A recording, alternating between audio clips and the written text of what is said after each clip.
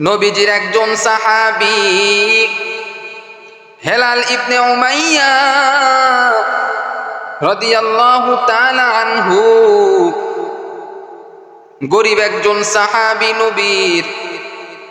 এই হেলাল ইবনে উমাইয়া রাদিয়াল্লাহু তাআলা আনহু নবীর একজন গরীব সাহাবী ছিলেন। কৃষি কাজ করতেন, মাঠে কাজ করতেন। হেলাল ইবনে উমাইয়া রাদিয়াল্লাহু তাআলা আনহু একদিন বাড়ির মধ্যে প্রবেশ করলেন।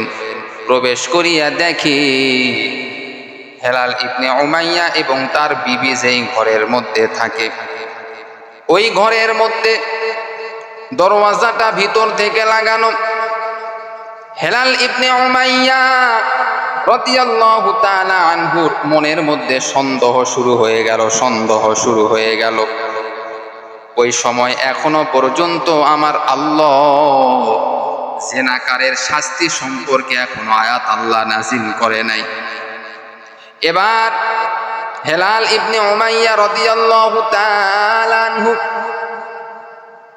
মনের মধ্যে সন্দেহ হয়েছে তার বিবি অন্য কোন পুরুষের সঙ্গে জিনা করতেছে। হেলাল ইবনে উমাইয়া নামের এই সাহাবী জানালার মাধ্যমে অল্প একটু নজর করিয়া দেখি তার বিবি অন্য একজন পুরুষের সঙ্গে জিনা করতেছে। নাউজুবিল্লাহ। সঙ্গে সঙ্গে হেলাল ইবনে উমাইয়া রাদিয়াল্লাহু তাআলা আনহু নবীজির দরবারে চলে গেলেন।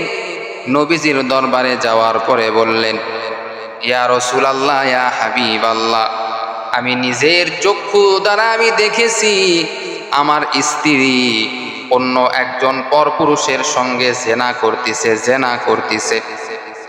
ইয়া রাসূলুল্লাহ, ইয়া হাবিবাল্লাহ, এটা দেখিয়ে আমি সহ্য করতে পারলাম না। আমার মনে বড় কষ্ট। দীর্ঘদিন ধরে যেই স্ত্রীর সঙ্গে আমি থাকলাম, যেই স্ত্রীর সঙ্গে আমি এত মহব্বত, এত ভালোবাসা, ওই স্ত্রী অন্য পুরুষের সঙ্গে জিনা করবে, এটা আমি সহ্য করতে পারি না। এবার আল্লাহ পাক রব্বুল আলামিন নবীর কাছে আয়াত নাজিল করলেন, ও নবী, জিনা যারা করবে তাদেরকে বেতের আঘাত করা হবে, 100টা বেতের আঘাত করা হবে। এরে নবীর উম্মতের দল। এইবার আল্লাহ রসুল হেলাল ইবনে উমাইয়াকে বললেন, ও আমার সাহাবী, তোমার স্ত্রী যে জিনা করেছে এর জন্য তো সাক্ষীর প্রয়োজন।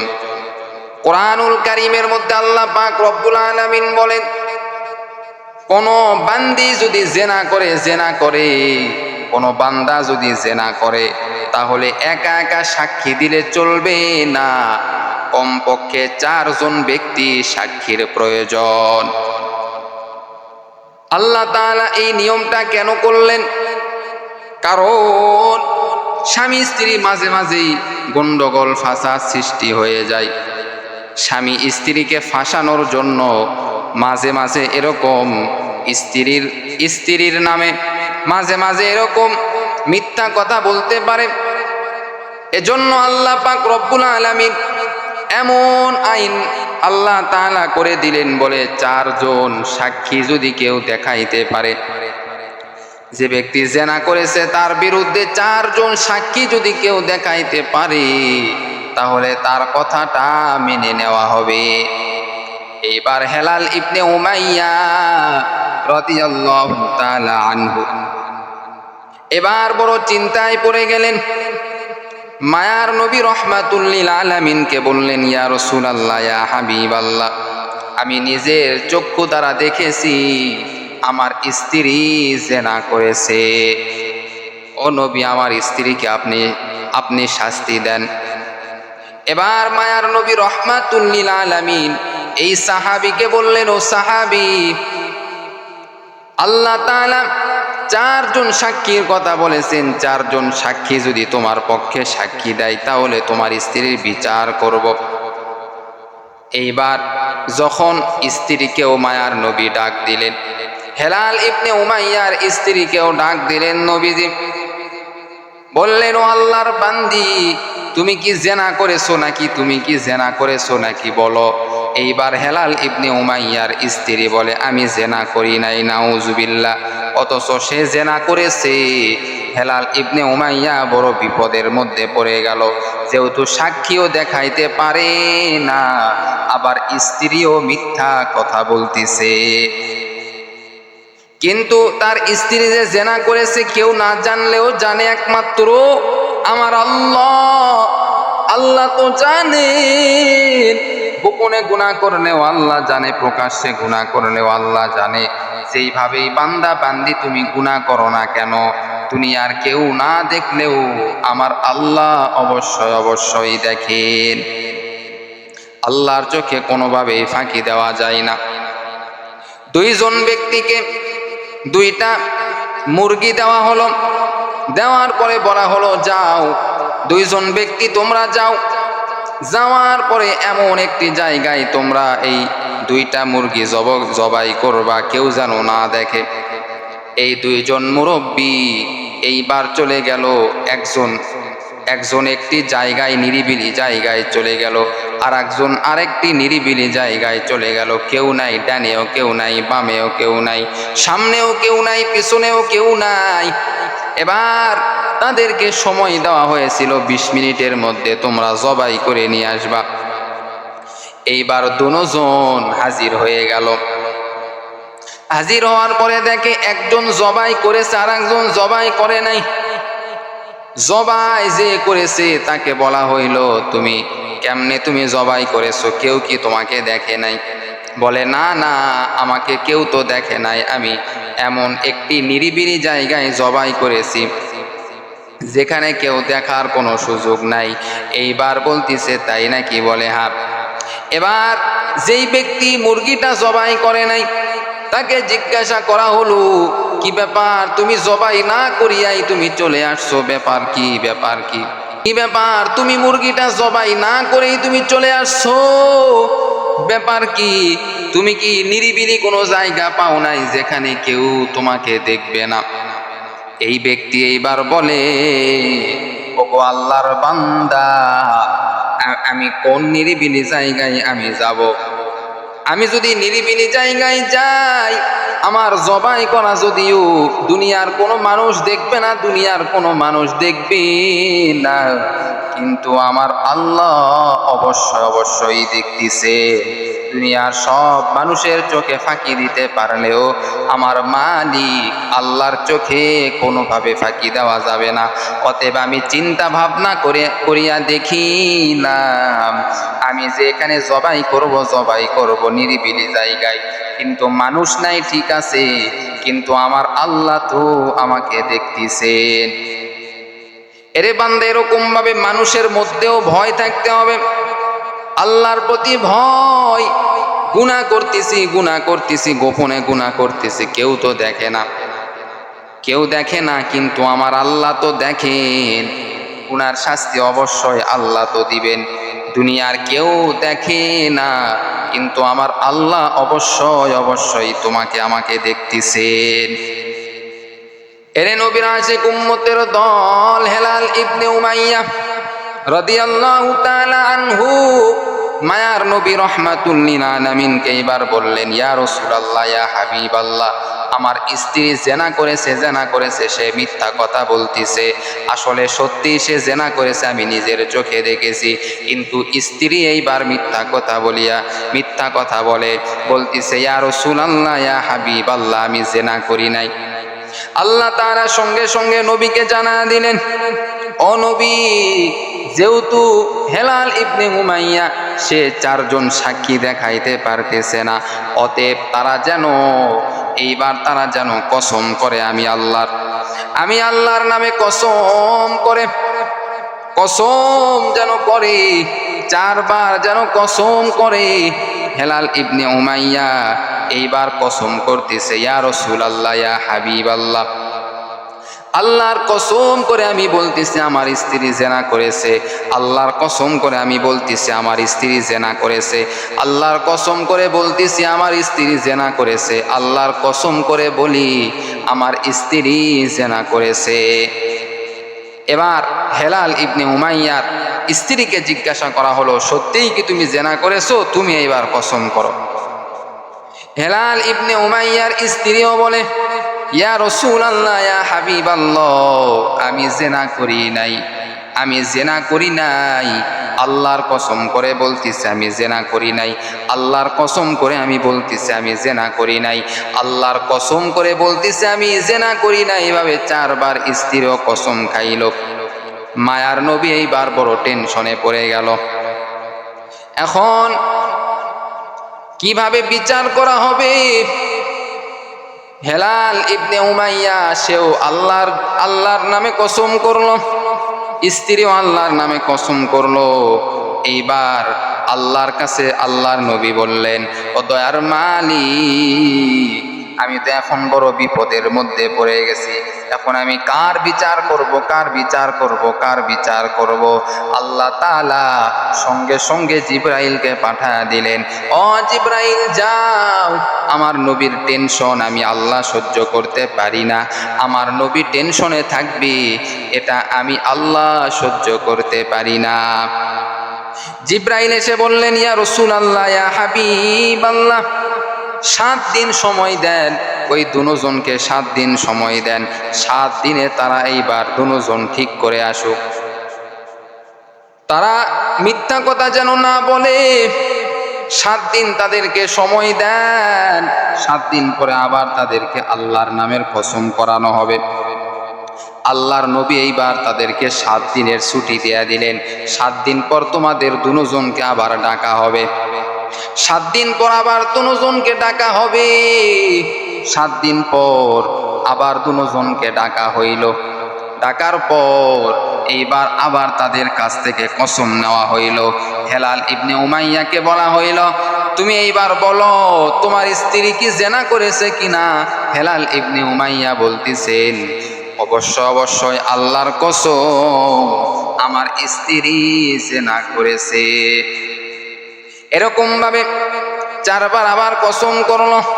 স্ত্রীকেও বলা হইল, তুমি কি জেনা করেছো নাকি? স্ত্রী বলতেছে, আল্লাহর কসম আমি জেনা করি নাই। আবার সে মিথ্যা কসম খাইল। কে সত্য কে মিথ্যা ধরা যাইতেছে না। এরে আল্লাহর বান্দা, আল্লাহ পাক রব্বুল আলামিন এইবার নবীর মাথার মধ্যে জ্ঞান দিয়া দিলেন। নবী এইবার বলতেছেন, ও হেলাল ইবনে উমাইয়া, তোমার স্ত্রীকে তুমি তালাক দিয়া দাও। তোমার স্ত্রীকে তুমি তালাক দাও। এরপরেই সমাধানটা বের হয়ে আসবে, আসলে তোমার স্ত্রী কি জেনা করেছে কিনা, তোমার স্ত্রী কি জেনা করেছে কিনা, তোমার স্ত্রী মিথ্যা কথা বলতেছে কিনা, এটা অবশ্যই বের হয়ে আসবে। হেলাল ইবনে উমাইয়া রাসূলের কথা মতো তার স্ত্রীকে তালাক দিয়া দিল। তালাক দেওয়ার পরে এবার স্ত্রীর মাথাটা গরম হয়ে গেছে। আমার স্বামী আমাকে তালাক দিয়ে দিছে, সে আর সহ্য করতে পারতেছে না। স্ত্রী অবশ্যই গুনার কাজ করেছে, জেনা করেছে, কিন্তু সে স্বীকার করতেছে না। কারণ আল্লাহ তাআলা আইন করে দিয়েছিলেন, যে ব্যক্তি জেনা করবে তাকে 100টি বেতের আঘাত করা হবে। 100টি বেতের আঘাত স্ত্রী এরকম ভাবে সে তার শরীরের মধ্যে গ্রহণ করবে না বলে সে মিথ্যা কথা বলা শুরু করে দিল। আর মিথ্যা কথা বলা হলো কবিরা গুনাহ। যারা কবিরা গুনাহ করে আল্লাহ তাআলা তওবা ছাড়া তাদেরকে মাফ করে না। এবার হেলাল ইবনে উমাইয়া স্ত্রীকে তালাক দিয়া দিল নবীজির কথা মতো। স্ত্রী বাড়িতে চলে গেল। স্ত্রী এইবার তার বাবার বাড়িতে চলে গেল। হেলাল ইবনে উমাইয়াও তার নিজের বাড়িতে চলে গেল। যাওয়ার পর স্ত্রীর কিছুদিন পরে পেট ব্যথা শুরু হয়ে গেল। পেটের মধ্যে বাচ্চা। স্ত্রী এইবার আল্লাহ রসুলের কাছে চলে আসলেন। এসে বললেন, ইয়া রাসূলুল্লাহ, ইয়া হাবিবাল্লাহ, হেলাল ইবনে উমাইয়া আমাকে তালাক দিয়েছে, কিন্তু আমার পেটের মধ্যে তো তার বাচ্চা রয়েছে। কিন্তু ইয়া রাসূলুল্লাহ, ইয়া হাবিবাল্লাহ, আমার পেটের মধ্যে রে নবী, তার বাচ্চা রয়েছে রে নবী। এই বাচ্চাটার বাবা হলো সে, এই বাচ্চাটার বাবা হলো সে। এইবার আল্লাহ তাআলা জানা দিলেন, ও নবী, এইবার আসল সত্যটা আপনি এইবার নিজেই কিন্তু বুঝতে পারবেন।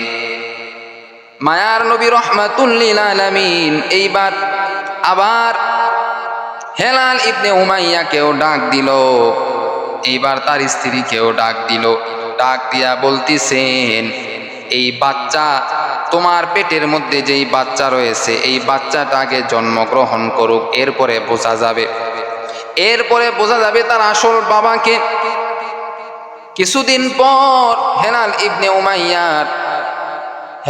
ইবনে উমাইয়ার স্ত্রীর পেট থেকে যখন তার বাচ্চা যখন জমিনের মধ্যে চলে আসলো, আল্লাহ তাআলা এবার হুকুম করে বলেন নবীকে, ও নবী, এই বাচ্চাটার আসল বাবাকে আপনি যদি জানতে চান, তাহলে ওই বাচ্চাটার পায়ের গোড়ালির দিকে একটু লক্ষ্য করেন। পায়ের গোড়ালি তার বাবার মতো হয়, প্রত্যেকটা সন্তানের পায়ের গোড়ালি তার বাবার মতো হয়। এরে নবীরা আসে উম্মতের দল। এবার এই হেলাল ইবনে উমাইয়ার স্ত্রীর সঙ্গে যেই যুবকটা জেনা করেছিল তাকেও ডাকা হলো। এই সন্তানটা কোলের মধ্যে রয়েছে, ছোট্ট মানুষ কোলের মধ্যে রয়েছে। হেলাল ইবনে উমাইয়াকেও ডাকা হয়েছে এবং তার স্ত্রীকেও ডাকা হয়েছে। এইবার বাচ্চাটার পায়ের গোড়ালির দিকে লক্ষ্য করে দেখে নবীজি। এইবার হেলাল ইবনে উমাইয়ার পায়ের গোড়ালির দিকে লক্ষ্য করে দেখে এবং তার স্ত্রীর সঙ্গে যেই যুবকটা জেনা করেছে তার পায়ের দিকেও লক্ষ্য করে দেখে। এই বাচ্চার পায়ের গোড়ালি ওই যার সঙ্গে জেনা করেছে তার স্ত্রী, ওই যুবকের পায়ের গোড়ালির সঙ্গে মিলে যাইতেছে। নবী এইবার ধরে ফেলেছে। আল্লাহ তাআলা দেখেন কি সূক্ষ্মভাবে নবীকে আল্লাহ তাআলা জানা দিয়েছেন, ও নবী, এইবার প্রমাণটা আপনি পেয়ে যাবেন। হেলাল ইবনে উমাইয়ার স্ত্রী মিথ্যা কথা বলতিছে নাকি হেলাল ইবনে উমাইয়া মিথ্যা কথা বলতিছে। আল্লাহর রাসূলের বোঝার আর বাকি নাই, তার স্ত্রী মিথ্যা কথা বলতিছে। সঙ্গে সঙ্গে আল্লাহ তাআলা যেই হুকুম করেছিল 100টি বেতের আঘাত তাকে করতে হবে 100টি বেতের আঘাত তাকে করা হইল। এরে নবীর উম্মতের দল, জেনা হলো মারাত্মক গুনাহ। এই জেনা থেকে তোমাকে আমাকে বাঁচতে হবে। এই জেনা, চোখেরও জেনা রয়েছে বান্দা, মুখের জেনা রয়েছে। মুখের জেনা হলো কাউকে খারাপ গালি গালাজ করা, চোখের জেনা হলো বেগানার দিকে নজর দেওয়া। এরকম ভাবে পুরুষেরা যেমন জেনা করে, নারীরাও জেনা করে। এরে আল্লাহর বান্দা, আমরা মনে করি শুধু নারীরা জেনা করে, না, জেনা পুরুষেরাও করে। চোখ দিয়া যে বেগানার দিকে তাকিয়ে থাকলো, ইচ্ছাকৃতভাবে গুনাহ করতেছে, এটাও হলো জেনা। এই জেনা থেকে তোমাকে আমাকে কিন্তু বাঁচতে হবে। আর যেই সমস্ত বেপরদা নারী, তারা পুরুষদেরকে আকৃষ্ট করার জন্য বাজারে বের হয়, আকৃষ্ট করার জন্য বাহিরে বের হয়, বেপরোয়াভাবে রাস্তাঘাটে চলাফেরা করে, এই সমস্ত নারীদেরকে আমি বলতে চাই, এই সমস্ত নারীরা জাহান্নামের খড়ি হয়ে যাবে। এই সমস্ত নারীরা নিজেরাও জাহান্নামে যাবে, আরো 10 জন পুরুষকে জাহান্নামে নিয়ে যাইতেছে। সাবধান! ওই সমস্ত মা বোনদেরকে বলতে চাই যারা পর্দা করে না, পর্দা এটা আল্লাহ তাআলা ফরজ করে দিয়েছেন মা বোনদের জন্য। অথচ অনেক মা বোনেরা পর্দা করে না, তারা এরকম ভাবে তাদের শরীরটা মানুষদেরকে আকৃষ্ট করার জন্য নিজে ইচ্ছাকৃতভাবে তাদের শরীরটা দেখাইতেছে। এই সমস্ত মা বোনেরা সর্বপ্রথম জাহান্নামের মধ্যে চলে যাবে। মা বোনদেরকে অনুরোধ করে বলবো, পর্দা করেন, আপনার সম্মান আপনি হেফাজত করেন। আল্লাহ আপনাকে অনেক সম্মানী ব্যক্তি বানাইছে, আল্লাহর কাছে আপনি অনেক দামি। আপনি নিজেকে নিজে ধ্বংস করে দিয়েন না, নিজেকে নিজে জাহান্নামী করে দিয়েন না।